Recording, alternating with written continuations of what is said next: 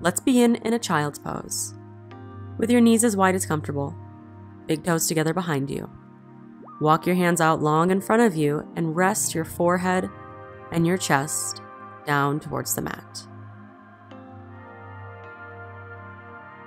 Let this be the place where you can completely settle in and let go of any of your thoughts or distractions from your life off the mat so you can be fully present in your practice on the mat.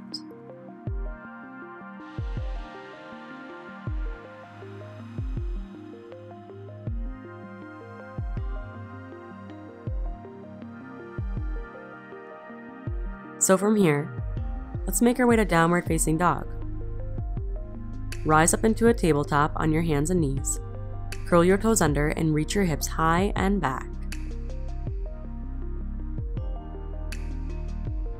Pedal out your legs and press your chest towards your thighs.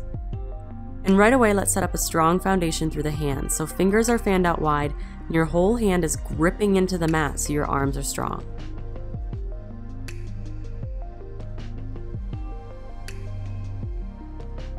Now take a walk to the top of your mat and hang out in a deep forward fold.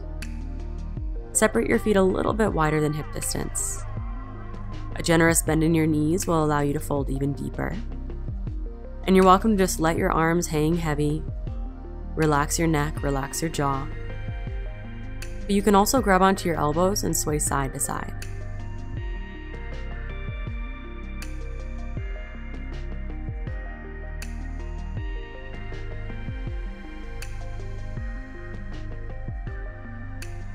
Now release your elbows and toe heel your feet together to touch.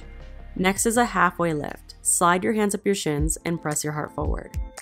Finding a long, flat back, so most people have to pull their shoulders back together behind them.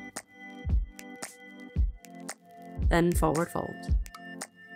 For chair pose, sit back. Bend your knees deeply and reach your hips back as you reach your arms overhead. Shoulders stay soft, just like in mountain pose.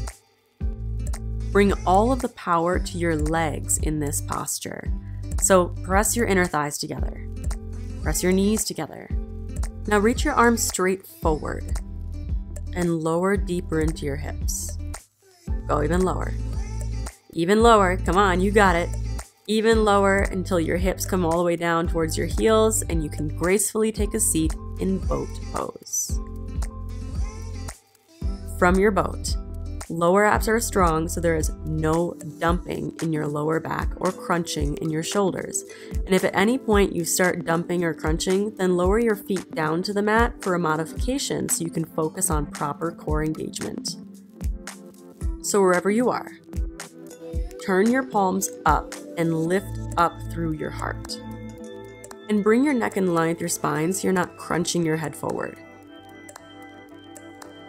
Find the posture that you can hold and breathe into as long as you're still lifting up through your chest and not dumping into your lower back.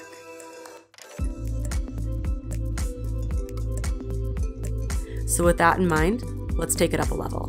Wherever you are, lower down halfway into a low boat. Hold and breathe for 3,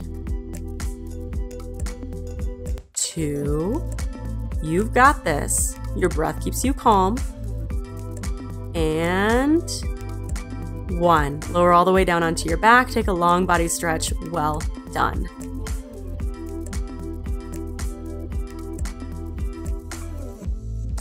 Now pull your knees into your chest and set yourself up so that your legs are like 90 degrees. Shins are parallel with the mat.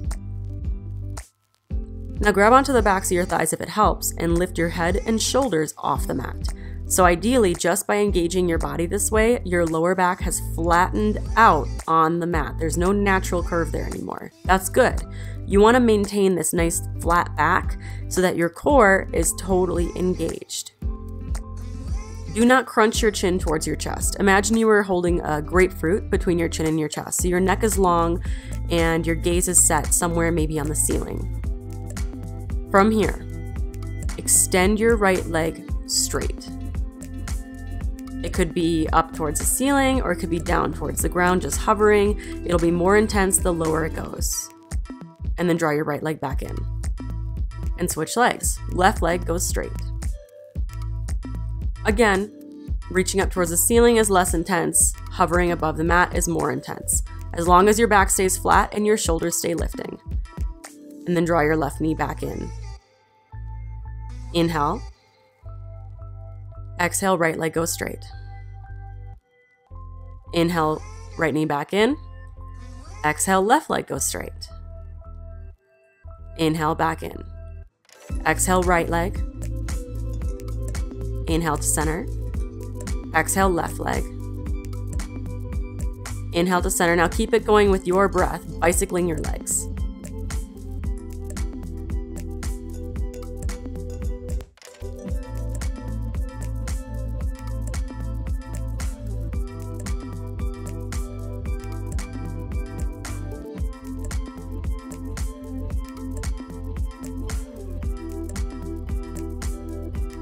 You got this. Try smiling, it makes it more fun.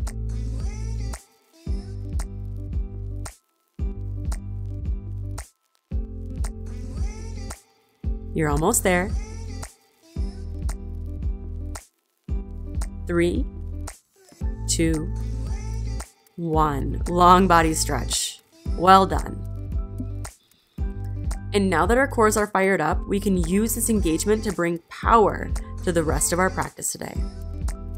So pull your knees into your chest and begin rocking and rolling the length of your spine, front and back. Eventually gain enough momentum to roll over your ankles, plant your hands, and either step or shoot your feet back and take a high plank and just hold. Fingers fanned out wide, gripping through your hands. Firm up your legs as you drive back through your heels and puff up between your shoulder blades. Neck is in line with the spine, breath is calm. You're here for 3, 2, 1. Lower all the way down to your belly. For low cobra, zip your legs and feet together and press the tops of your feet into the mat. With your hands planted underneath your shoulders, point your elbows up to the ceiling, even pinch them towards each other behind you. Then peel your chest up off the mat and see if you can get your hands to hover just a ½ inch above the mat. Neck is in line with your spine, so you're not crunching your neck to look up, just look out a couple of inches. Feel your breath bob your body into the mat for 3, 2, 1. Gently release.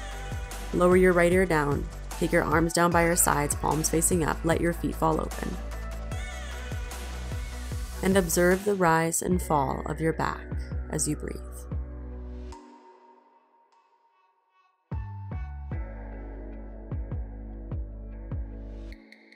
Draw your chin back to center. And either take another low cobra or join me for floor bow. Bend your knees and reach back to grab the outer edges of your feet. Make sure your knees don't splay open. Bring your knees back to hip distance. Then roll your shoulders open as you lift your chest up off the mat. Push your feet into your hands so that your whole body is working to create that bow in this pose. Find a gentle bob with your breath. Relax the muscles in your face. See if you can lift up just a little bit higher for 3,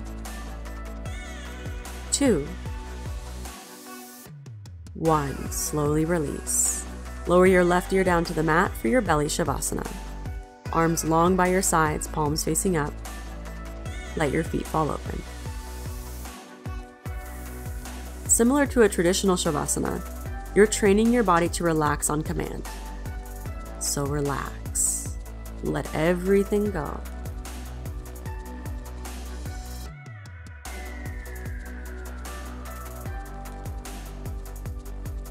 Draw your chin back to center. Plant your hands underneath your shoulders. Curl your toes under behind you. And see if you can lift up into a plank all at once. Good job. Make your way back to downward facing dog and let's set up a half pigeon. Bring your right knee to your right wrist, your right ankle towards your left wrist. Then sink into your hips and remember that it's most important that your hips are squared off to the top of your mat. Walk your hands up towards your hips. Take a big breath in to puff up through your chest. Then as you breathe out, slowly walk your hands forward. knowing that eventually you can lower down to your forearms or even forehead down to the mat.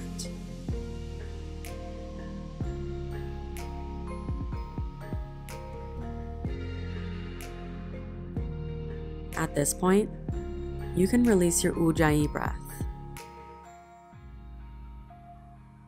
and replace it with just a deep, smooth, calm breath in and out through your nose.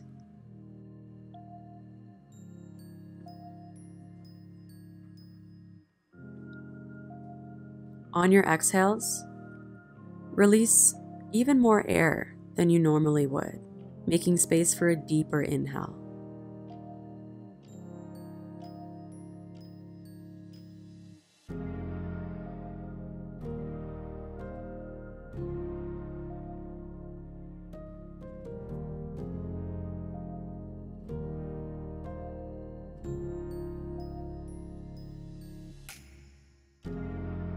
Take your time as you slowly rise.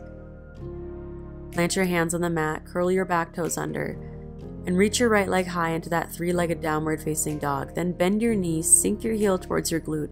Just hang out here, opening up your hips, or gracefully and gently catch yourself in a flip dog.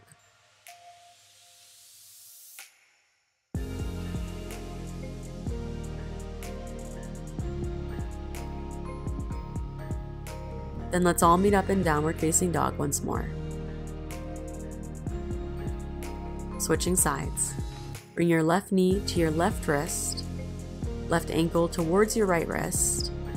Sink into your hips and make sure that your hips are square and even. Then walk your hands up towards your hips. Take a big inhale, puff up through your chest. Then as you exhale, take your time as you slowly surrender down towards the mat.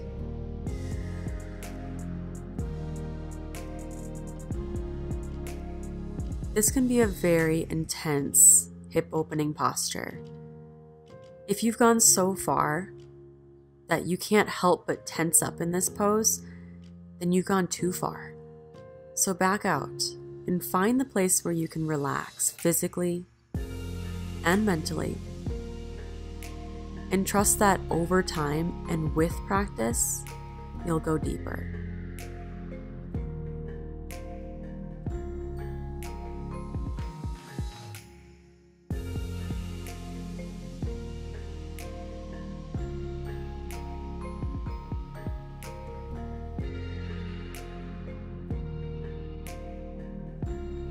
Take one last big breath in.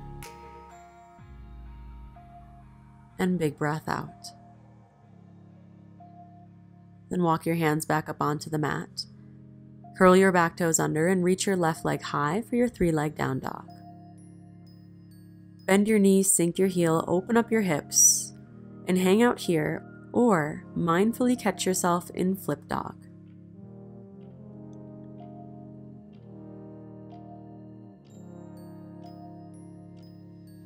Then take your time as you make your way back to downward facing dog.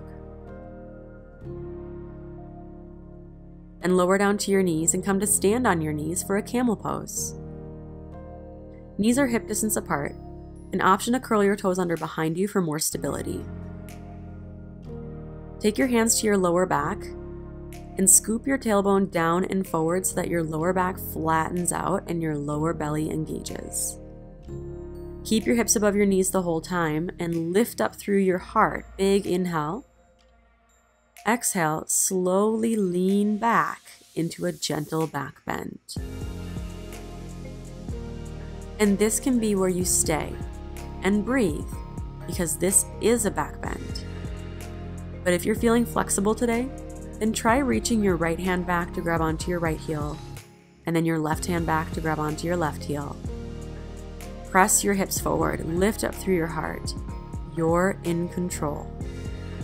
Take about 3 deep breaths.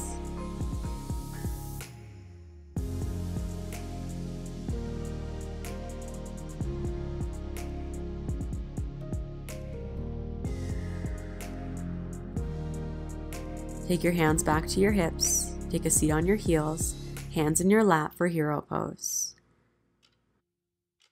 Gently close your eyes and find a breath that grounds you.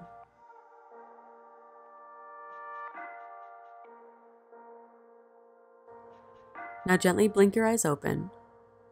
Plant your hands on the mat and make your way back to your last down dog of the practice. And notice any difference in sensation between this down dog and the first down dog.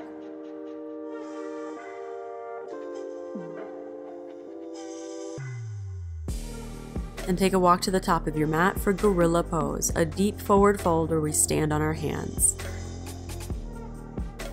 So bend your knees as much as you need to, and one at a time slide your palms underneath your feet, palms facing up. And you want to go so far that your toes come all the way up to your wrists.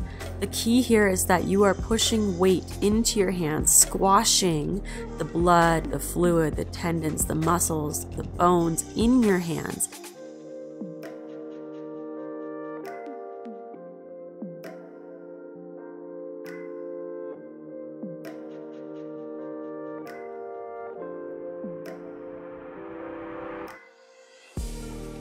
And then when you're ready, just release your hands and shake them out.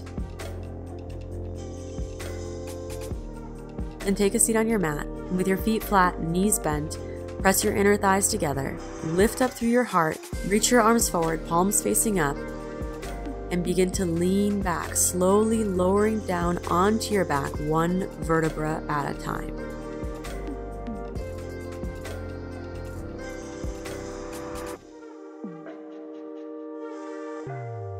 When you come all the way down, pull your heels in towards your hips and make sure that your feet and knees are hip distance apart. With your arms down by your sides, tuck your tailbone up to the ceiling, flattening out your lower back, and then peel your hips up off the mat, lifting even your middle back and upper back as your knees press forward, the weight anchoring down evenly through your feet. This is bridge pose. Take 3 deep breaths, observing the rise and fall of your belly.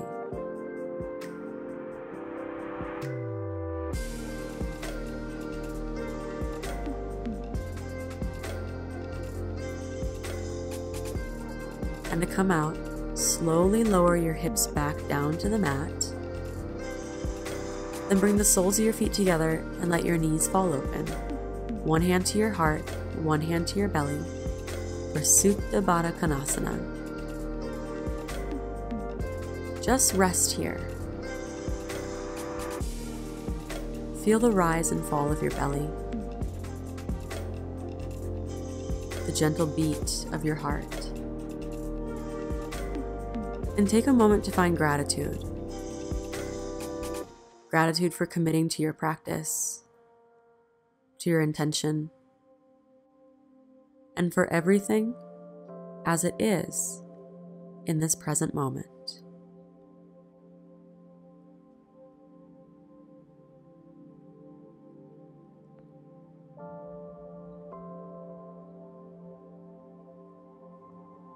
Well done.